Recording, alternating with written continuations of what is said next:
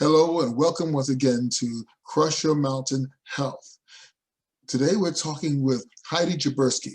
She's a nurse of 28 years specializing in diabetes as well as reducing diabetes, reducing blood sugar, as well as getting rid of it. In fact, she has her own story to tell.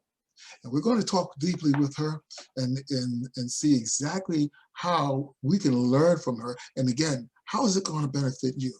Heidi Jaberski, welcome to Crush Your Mountain. Great to have you with us today. Thank you, Henry, for having me on. Now, just so that our people know, or those that are watching, you are all the way in Langley, Washington. Am I correct? The state. Yes, yes. It looks absolutely gorgeous out there. But now, jumping into the subject at hand, tell us, what's the difference between diabetes and pre-diabetes? Yes, with pre-diabetes and diabetes, I just wanted to let you know that 1 in 4 Americans are walking around right now with diabetes and they don't even know it. So this is very important to talk about. It's really important to have preventive care by going to your doctor and getting those blood tests on a yearly basis if you don't have diabetes, just to figure out if you do have it. And how you can tell if you have it, all you need to do is get a fasting blood sugar from your doctor. This requires you to have do not eat or drink anything for 12 hours prior. Get your fasting blood sugar. That blood sugar level with pre-diabetes would be 100 to 125 if you do have pre-diabetes. And your hemoglobin A1C is another blood test. You do not, so if you just want to check and you forgot and you didn't fast that day, you can get a hemoglobin A1C. And that is to let you know what your blood sugar was within the past 3 months. And it'll tell you how well controlled your blood sugar is. Really? So yes. Let's just backtrack a little bit. Okay, so you mentioned the fasting blood sugar test. And so that would be, say, a 12-hour deal, in which case you would say, I would have to, let's say I go to bed, get up in the morning, and then have my doctor's appointment and not have anything to eat. Would that be the best scenario for that? That would be the most excellent scenario, yes. You could have an appointment with your doctor in the morning or in the afternoon, and then you could actually go in, request a blood lab draw the day after, or if you want to get it all done at once, just do it in the morning and then you can have your blood draw that same day. Okay, now you said that 1 in 4 persons have diabetes, and that's a quarter of the population here in the United States.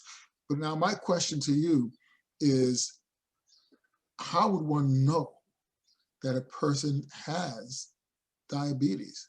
If a person has diabetes, they would have probably the following symptoms. You would urinate more frequently. So if somebody urinates 4 to 6 times a day, that's normal. But if you notice you're urinating more often than that, that's not normal. And you should get an A1C. Or at night, if you notice you're getting out of bed at night and going to the bathroom, that's not normal. So that would put alarm bells on saying, you should go get an A1C.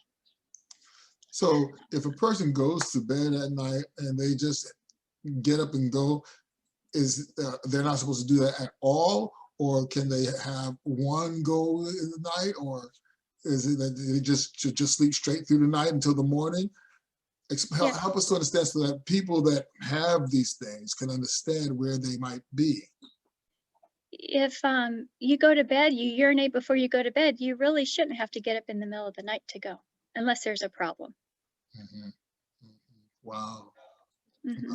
So now, a lot of times I hear people say, well, it's not that bad.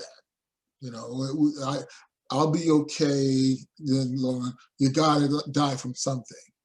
But now I have had my horror stories. I want you to tell me some of the things that you've seen or what people expect to experience when it comes to the symptoms as well as the progression of this Right. terrible disease. One of the red flags that you do have diabetes is that you develop numbness. You could have it in your hands, arms, legs, and feet. That's the number one red flag. So if you notice you're having that, that would be a good time to go in and get a A1C checked. Um, Other things would include extreme fatigue. You're just so tired and you don't know why. There's something going on. It progresses into kidney failure. That's one of the risk factors of diabetes. Mhm. Diabetes of blood sugar increase is in when the blood sugar increases in your arteries, it causes elasticity of your arteries. You're more prone to atherosclerosis, which is hardening of your arteries, which could lead to decreased blood flow to your legs and to your arteries, which you could lose your legs, you could become blind. So this is really important to prevent these complications from occurring. Some other things that can occur is slow healing of your wounds on your legs. You notice bruises on your legs.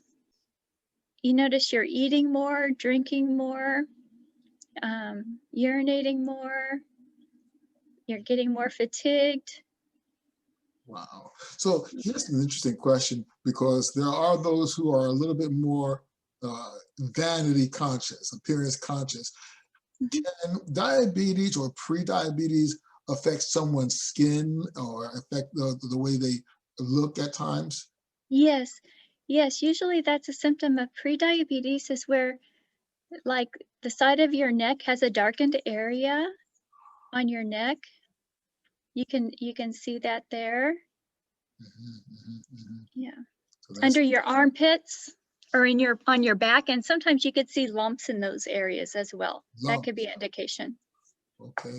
Wow. And if somebody has type 1 diabetes and they're running into trouble, it's usually nausea and vomiting. Okay. Yeah. Let's just say they wind up in a situation where worse comes to worse. What have you seen in your practice? Somebody could be walking around with prediabetes and they could develop kidney failure. I mean, they could have kidney problems where they would need to see a nephrologist. I've seen in the hospital where patients were diabetic and they lost their legs. And this is all preventable. It's about catching it early and getting that A1C blood test. Yeah. Now you said it's preventable. Can they not just reverse it, but get rid of it? Yes, they can. I've seen patients when I was health coaching before where they would lose weight and their diabetes would go away. They would get on the right vitamin D3 protocol with their doctors, and they would start losing weight. And it could be done with lifestyle changes. Okay, wow. Vitamin Uh-huh. D protocol. That's interesting. Now we hinted that you yourself had a personal story, and I'd love to hear it, because looking at you, I wouldn't think you've ever been overweight or had diabetes of anything. So what's your story? My story is I went to the doctor. I was 50 pounds overweight, Mm, and I was feeling very fatigued, very tired all the time. And on my blood sugar reading, as my fasting blood sugar, it was 103. I was shocked. I'm like, oh my gosh, Heidi, you are getting diabetes. mm, You need to wake up and start taking care of yourself. As I started walking to soft music as much as possible on my days off, and I would do that trying to work up to 10,000 steps a day. And all it really took is a slow movement. And I started eating healthier, where I would ditch the canned stuff in my house and I would start eating whole foods and fiber. And I would mix the fiber with the appropriate protein when needed. And that evened out my blood sugars. And then I would drink more water and just incorporate less stress in my life. It and that's what produces lasting change yeah. is doing that. So, so at this point, okay? Your last time you checked your blood sugar levels. If you don't mind my asking, could you share with us what it was? It was 62. Wow, 62. I was shocked. Yeah, that's amazing. Well, you know, I'll tell you something, friends. Heidi Jaberski is just one example of an individual who has had diabetes and has taken the steps to get rid of it. Now, we're going to have her back on to talk a little bit more on what steps you can take in order to get rid of it, crush it. We don't want people of any persuasion to have to experience amputations, blindness, the wounds that won't heal, things like that. We certainly don't want that. We don't want them to have kidney failure.